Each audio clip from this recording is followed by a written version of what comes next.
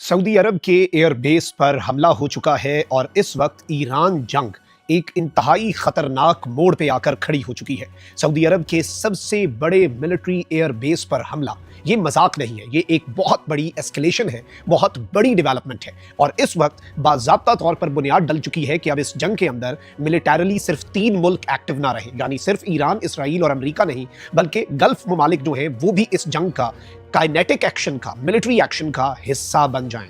और इस सब के अंदर पाकिस्तान कहां पर खड़ा होगा, ये इससे भी ज्यादा अहम नुक्ता है, क्योंकि पाकिस्तान का सऊदीया के साथ एसएमडीए साइंड है। ईरान की जंग इस वक्त जारी है, तशवीशनाक डेवलपमेंट्स हैं। इससे पहले कुछ ऐसे काम हुए पिछले कुछ दिनों के अंदर, जब से ये जंग शुरू हुई है, जिनके बाद ये लगा कि अब इस एस्केलेशन के बाद, इस एक डेवलपमेंट के बाद गल्फ ममालिक जो हैं, मिडिल ईस्टर्न कंट्रीज जो हैं, वो इस जंग का बाज़ाब्ता हिस्सा बन जाएंगी। उन्होंने रिस्ट्रेंट दिखाया, बहुत सी स्टेटमेंट्स जरूर दी, मजम्मत जरूर की, लेकिन ईरान की जानिब से उनकी सरजमीन पर जो हमले हैं उनका मिलिटरली मिडिल ईस्टर्न स्टेट्स ने जवाब नहीं दिया। सऊदी अरब की बात बिल्कुल डिफरेंट रही, क्योंकि पाकिस्तान ने इस सब के अंदर सऊदी अरब और ईरान के दरमियान एक हॉटलाइन राब्ता एस्टैब्लिश करवा के आज के दिन एक बड़ी मस्बत पेशरफ्त भी हुई कि सऊदी अरब ने यह गारंटी दी ईरान को कि हम जो है वो अपनी सरजमीन आपके खिलाफ इस्तेमाल नहीं होने देंगे, और ईरान ने इजहार तशक्कुर किया। लेकिन अब जो डेवलपमेंट है, इसने मंजरनामा तब्दील कर दिया है और बहुत से सवालात जो हैं वो अब खड़े हो चुके हैं, और ऐसे सवालात जिनके जवाब ढूंढना जरूरी है। साथ ही साथ इस जंग की ताज़ा तरीन भी कुछ अपडेट्स हैं, लेकिन उससे पहले दरखास्त हुई है कि हमारे इस चैनल को भारत, अफगानिस्तान और पाकिस्तान मुखालिफ मुतअद्दिद अकाउंट्स की तरफ से रिपोर्ट किया जाता है। रिपोर्टिंग का असर जाहिर करना आपके हाथ में है। इस वीडियो को लाइक करें, एक के बजाय ज्यादा से ज्यादा कॉमेंट्स करें, और अगर हो सके तो इस वीडियो को आपने मुख्तलिफ व्हाट्सएप ग्रुप्स जो है उनमें शेयर भी करना है। नाज़रीन इकराम, सबसे पहले ईरान के सदर और अमेरिका के सदर की दो स्टेटमेंट्स का जायजा जरूर ले लें, ताकि आपको यह पता हो कि इस वक्त जंग किस मरहले पर खड़ी है। डोनाल्ड ट्रंप ने कहा कि there will be no deal with Iran, Iran के साथ हम कोई डील नहीं करेंगे एक्सेप्ट अनकंडीशनल सरेंडर। गैर मशरूत सरेंडर जो है जब तक ईरान नहीं करता, हम ईरान के साथ कोई बात नहीं करेंगे। After that and the selection of a great and acceptable leader, यानी डोनाल्ड ट्रंप कह रहा है कि एक अजीम और हमें जो मंजूर होगा, हमें जो काबिल कबूल होगा, वो लीडर आप चुनेंगे अपने मुल्क के ऊपर रूल करने के लिए। और दूसरा ये कि आपको गैर मशरूत हमारे आगे सरेंडर करना होगा, झुकना होगा। अगर ये नहीं होता तो फिर जो ईरान जंग है वो जारी रहेगी। डोनाल्ड ट्रंप कहता है कि and many of our wonderful and very brave allies and partners will work tirelessly to bring Iran back from the brink of destruction, making it economically bigger, better and stronger than ever before.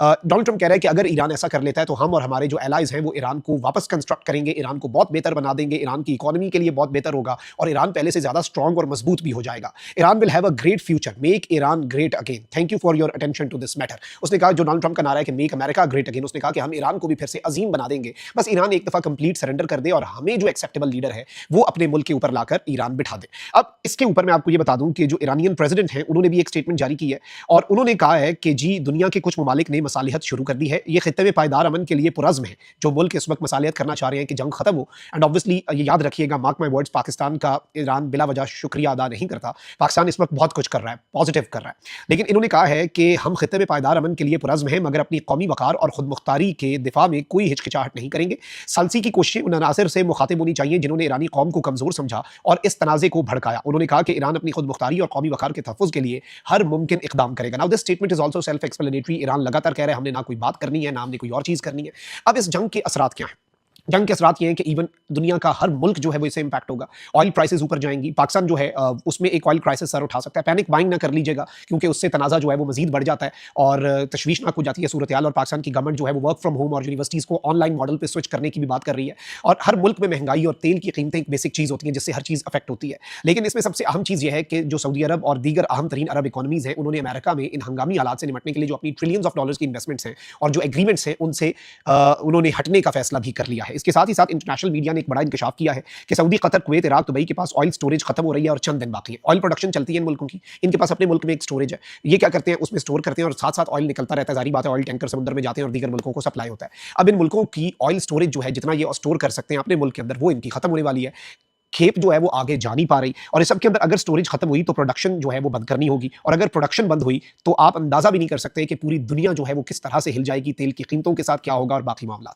ये तो हो गया इस जंग का एक बुनियादी नुकता, एक लेटेस्ट डेवलपमेंट। अब आते हैं नाज़रीन इकराम तशवीशनाक चीज़ के ऊपर। साइप्रस के ऊपर ईरान का एक ड्रोन आया। बाद में ये बात पता चली कि ईरान के शाहिद ड्रोन की शेप का ये ड्रोन है, लेकिन ये ईरान का ड्रोन नहीं है। यानी कोई ऐसा मुल्क ज़रूर है जो चाहता है कि बरतानिया भी इसमें कूदे जंग में। कोई तो ऐसा हाथ है। क्योंकि देखिए, मैं जब भी ये सोचता हूँ कि ईरान को आखिर क्या ज़रूरत पड़ी, मिलिटरीली अमेरिका और इसराइल उससे इतने ज़्यादा स्ट्रांग हैं कि 2 से वो फड्डा कर रहा है, वो और भी 10 को इकट्ठा करे और कहे कि आओ मेरे ऊपर हमला कर दो, मैं तुमसे पर लड़ाई करूँ। ये नॉर्मली ऐसा होता नहीं है, मुल्क ऐसा करते नहीं है। अब असल वजह क्या है, असल डेवलपमेंट क्या है? अब सऊदी अरब को ईरान ने गारंटी दी कि आपकी अरामको की तेल की फैसिलिटी के ऊपर भी जो हमला हुआ वो हमने नहीं किया। तो वो किसने किया? अब इस सब के अंदर बहुत से लोग जो हैं, और ईरान जो है वो अब इल्ज़ाम लगा रहा है, ईरान का ये मौक़िफ़ है, ईरान की हद तक उनका ये क्लेम है कि ये एक फ़ॉल्स फ्लैग है और ये मुल्कों को जंग में ड्रैग करने के मुतरादिफ है, और इस सब के अंदर उन मुल्कों की रेड लाइन्स जो हैं वो हो रही हैं जी क्रॉस। अब इस एक चीज़ को आप बैक हैंड पे रखिएगा। आज नाज़रीन इकराम, दिन के अंदर क्या हुआ? दिन के अंदर खबर आई है, इजिप्ट इंडिपेंडेंट ने भी रिपोर्ट किया है कि Saudi air defence intercept barrage targeting Riyadh and Prince Sultan air base. Saudi अरब ने ये अनाउंस किया कि उसकी डिफेंस फोर्सेज ने इंटरसेप्ट किया सक्सेसफुली। कुछ मिसाइल्स का बराज आया था, 4 ड्रोन्स और 3 बैलिस्टिक मिसाइल्स जो हैं वो किंगडम के ऊपर जो है वो फायर किए गए। और ये बेसिकली इसमें बताया गया है कि ये सऊदी अरब का जो दारुल हुकूमत है रियाद और प्रिंस सुल्तान एयरबेस जो है उसकी तरफ फायर किए गए। ब्रिगेडियर जनरल तुर्की अल माल्की, जो कि सऊदी अरब की मिनिस्ट्री ऑफ डिफेंस के तर्जुमान हैं, उन्होंने कहा कि भाई 3 लॉइटरिंग म्यूनिशंस वाले ड्रोन्स जो हैं उन्हें हमने रियाद के ईस्टर्न साइड के ऊपर इंटरसेप्ट किया, और इसके साथ ही साथ 3 बैलिस्टिक मिसाइल्स जो हैं वो प्रिंस सुल्तान एयरबेस के ऊपर फायर किए गए, जिन्हें वहां पर इंटरसेप्ट किया गया। अब ये तो बात थी इंटरसेप्शन की तरफ, यानी ये काम हो रहा था और दिन में भी ये हुआ। प्रिंस सुल्तान एयरबेस जो है ये मिलिट्री एयरबेस है, अल खर्ज सऊदी अरब के अंदर ये बेस जो है यहाँ पर अमेरिका भी डिप्लॉयड है। और इस सब के अंदर मैं आपको ये बता दूं कि ये जो एयरबेस है ये सबसे बड़ा अमेरिका का एयरबेस है, और यहाँ पर जो फैसिलिटीज हैं ये बड़ी इंपॉर्टेंट है। और ये बेस जो है यहाँ पर hundreds of tents and temporary housing, पूरा एक निजाम है, और इसमें सारी की सारी जो एक सऊदी अरब की आप कह लें कि बहुत इंपॉर्टेंट जो चीजें हैं एयर पावर के हवाले से वो भी यहाँ पर है। अब दिन में तो ये खबर आई कि यहाँ पर सिर्फ इंटरसेप्शन हुई, अब खबर क्या आ रही है और इसकी वीडियो आ चुकी है कि Iranian ballistic missiles strike Prince Sultan airbase in Saudi Arabia. Saudi अरब के अंदर प्रिंस सुल्तान एयरबेस के ऊपर स्ट्राइक हो गई, और यूएस ट्रूप्स जो हैं उन्होंने बड़ी क्लोजली, रशिया टुडे ये रिपोर्ट कर रहा है कि US troops escape massive Iranian missile explosion at Prince Sultan airbase. बड़ा ही करीब से अमेरिकी फौजी जो है वो बचे हैं, और ये बैलिस्टिक मिसाइल आकर लगा है। और जाहिर बात है ये अमेरिका के बहुत से बेसेस जो कि मिडिल ईस्ट के अंदर है उनमें से एक बेस है, और यहाँ पर ऑब्वियसली सऊदी अरब भी बड़ा इंपॉर्टेंट इसे देखता है तरीके से। लेकिन यहाँ पर ये चीज इंपॉर्टेंट है कि यूएस ट्रूप्स को नुकसान नहीं पहुंचा, उन्होंने बड़ा क्लोजली इसे अवॉइड किया, यानी यहाँ पर तबाही जरूर हुई लेकिन यूएस ट्रूप्स जो है वो महफूज रहे। अब इस सब के अंदर ईरान जो है वो पहले भी ये क्लेम कर रहा है कि ये सब हम नहीं कर रहे और ये इन मुल्कों को जंग में धकेलने के मुतरादिफ है। अब रियाद के ऊपर जो ड्रोन्स आए हैं और जो इनकी मिनिस्ट्री ऑफ डिफेंस है सऊदीया की, उसके स्पोक्स पर्सन ने बात की है, ये इस डेवलपमेंट से बहुत मुख्तलिफ है जो दिन में हुई, जिसमें ईरान ने सऊदीया से इजहार तशक्कुर भी किया कि भाई थोड़ी मेहरबानी, आपका शुक्रिया, आपकी मेहरबानी कि आपने ये ऐलान किया और आपने हमारी सपोर्ट की है। यानी एक बड़ी पॉजिटिव डेवलपमेंट हुई। लेकिन उस पॉजिटिव डेवलपमेंट के एन बीच में क्या कोई स्पॉइल कर रहा है या दर हकीकत ये ईरान नहीं किया है? ईरान का इसमें मोटिव और ऑब्जेक्टिव या फायदा क्या हो सकता है, ये तो फिर अब आने वाला वक्त बताएगा। लेकिन बहुत से सवालात उठना शुरू हो चुके हैं, और ईरान का मीडिया इन तमाम तर चीज़ों को, और ईरान के जो स्पोक्स पर्सन हैं या तज्जियाकार हैं, वो इन तमाम तर डेवलपमेंट्स को एक फॉल्स फ्लैग से इबारत करते हैं। अच्छा, इस सबके अंदर पाकिस्तान जो है वो एक बड़ा कंस्ट्रक्टिव रोल प्ले कर रहा है, और उम्मीद है कि ये भी जो सिनेरियो है इसे पाकिस्तान, सऊदी और ईरान के दरमियान हल करवाने की कोशिश करेगा। Secondly, there might be a lot of rumours, बहुत से लोग कह रहे हैं कि पाकिस्तान क्या सऊदी के साथ डिफेंस एग्रीमेंट है, तो पाकिस्तान की फोर्सेस क्या वहां पर डिप्लॉयड हैं, ये है वो है, क्या उन्हें भी नहीं। देखें, इसमें ये जो प्रिंस सुल्तान एयरबेस है ये दर हकीकत अमेरिका के पास बेस है, ये अमेरिका का ही एक बेस है सऊदीया के अंदर। तो यहाँ पर तो ऐसी वैसी कोई ऐसी चीज़ नहीं है, तो ये तो सिर्फ एक रूमर है, और इस पर इसे स्पेकुलेशन ज़्यादा से ज़्यादा कहा जा सकता है। क्योंकि आई वाज लुकिंग रिसर्च के दौरान कि सोशल मीडिया पर few people were asking this question as well, लेकिन इसके हवाले से कोई चीज़ नहीं। पाकिस्तान अलबत्ता डिप्लोमेटिकली कंस्ट्रक्टिव रोल जो है वो प्ले करता रहेगा। अपना बहुत ख्याल रखें। पाकिस्तान जिंदाबाद।